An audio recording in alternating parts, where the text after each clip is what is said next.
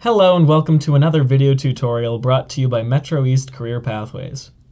Today we'll be discussing how to fill out your MECP intake forms. You'll access these documents through your email, so I'll open up my internet browser. In this case I'm using Google Chrome. And from there I'm going to access my email account. Since I'm using Gmail, I can just click the Gmail button in the upper right corner.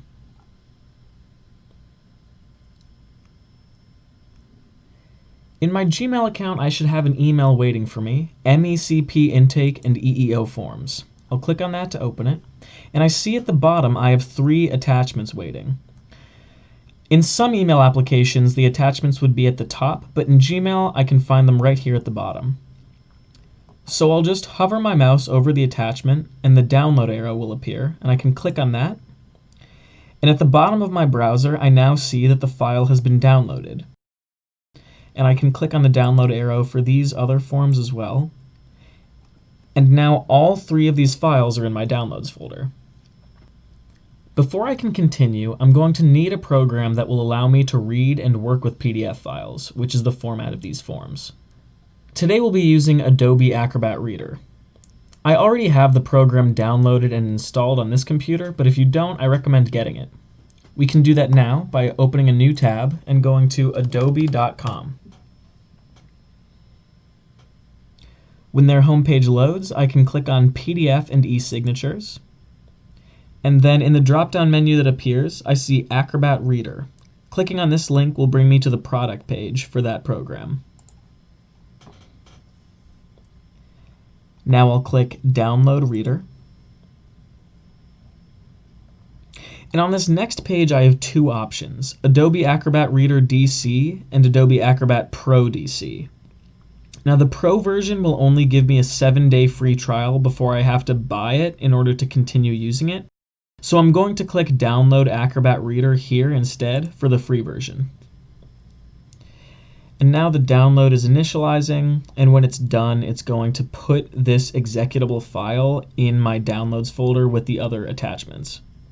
So I see it right here with the other downloads. And I don't even need to go to my downloads folder in order to start the installation process. I can just click on this executable file, and that's going to open it and start installing the program. Since I already have Acrobat Reader installed on this computer, I'm not going to do that right now, but that's the next step. Once the program is installed, I can just go in my Start menu and type to search for Acrobat Reader. So I just typed in Acrobat, and within a couple letters, it knew what program I wanted to go to, and I can click on that to open it. When you first open the program, you'll probably see a window pop up that says Make Adobe Acrobat Reader my default PDF application. If you press yes, then whenever you want to open a PDF file, your computer will automatically open it with this program. I'll press no for now because I'm happy with my default option of just having PDFs open in my web browser. So now I'll go to File and then Open. And I can see that it's defaulting to opening my Documents folder right now, but I want to be in my Downloads folder. And you might even see the This PC menu collapsed in the left. So I'm going to click this arrow, which will allow me to see all of the different folders within this PC, and then I'll click Downloads here so I can see the folder where my 3 forms are waiting, and they're right here. So to get started, I'm going to open the MECP intake form fillable. I can either click on that once and press Open, or double click on it in order to open the file. So now the form is open and I can read the entire thing within Acrobat Reader. If you're having trouble seeing it, you might need to maximize the window. If what you're seeing is kind of like this, then just press the square in the upper right corner in order to make it full screen. We also have the plus and minus buttons here that will allow us to zoom out if you're too close to it, or zoom in to better see it this way. Another option for making it more visible is to close this sidebar here. I can just click this arrow that points to the right, and then the sidebar closes, and since we won't be using it today, that's great. So now I'm looking at a document that's filled with blank blue fields.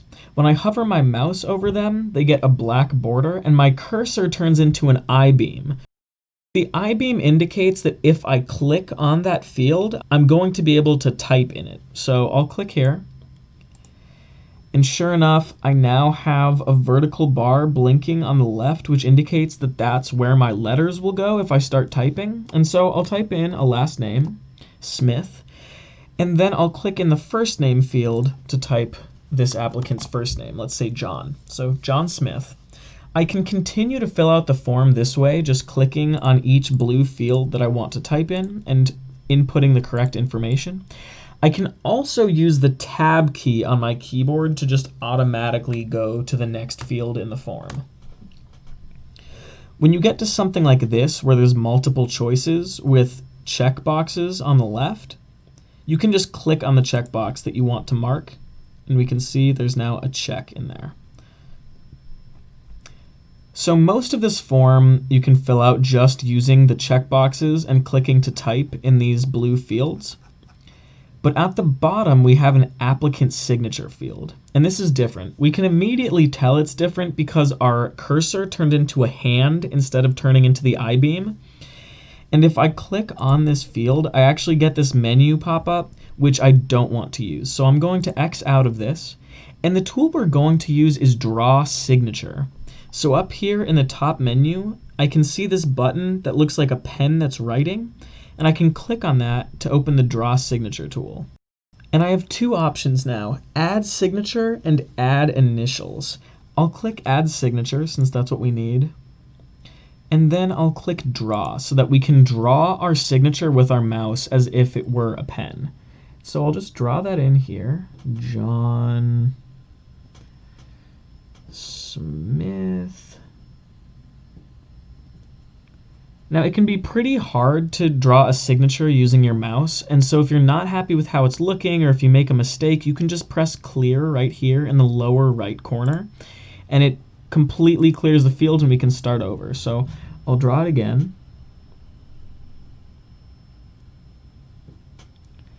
And you can do this as many times as you like, though I would also say that people aren't expecting it to be as good as it would look if you could use a pen and paper, so don't worry too much if you're not happy with how it's looking. I think this is definitely good enough, so I'll press Apply.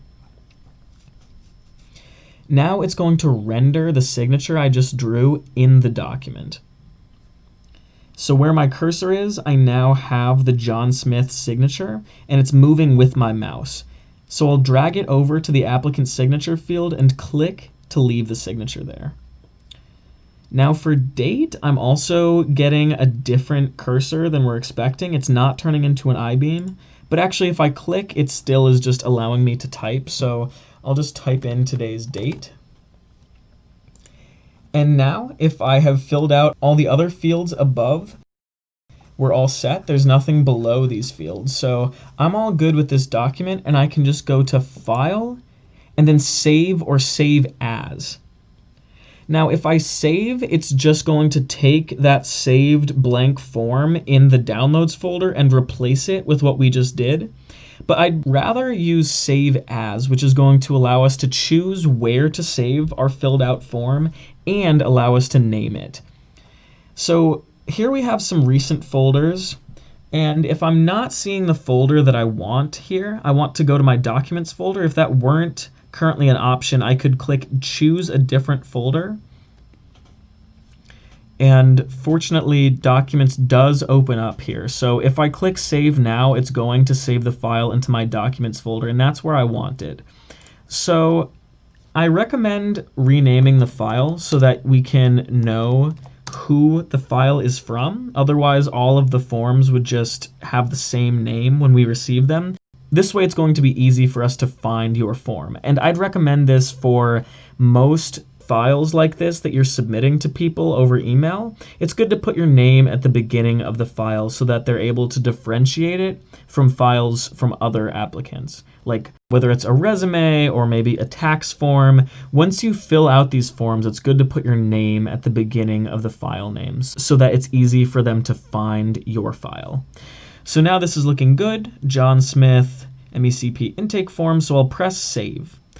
And now the completed form is sitting in the Documents folder. And I can open up the next form to fill it out. So File, Open, we need to navigate again to our Downloads folder where our blank forms are waiting. So this time let's open MECP MOS IEP Plan Fillable.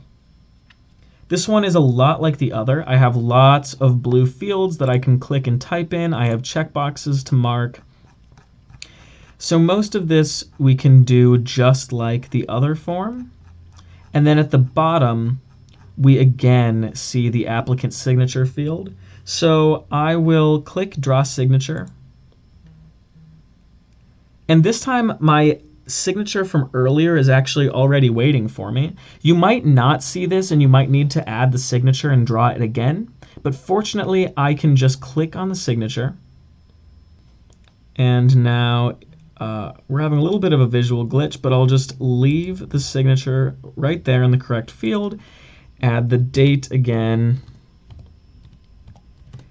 and assuming that I filled out all of the previous fields, this is now looking good.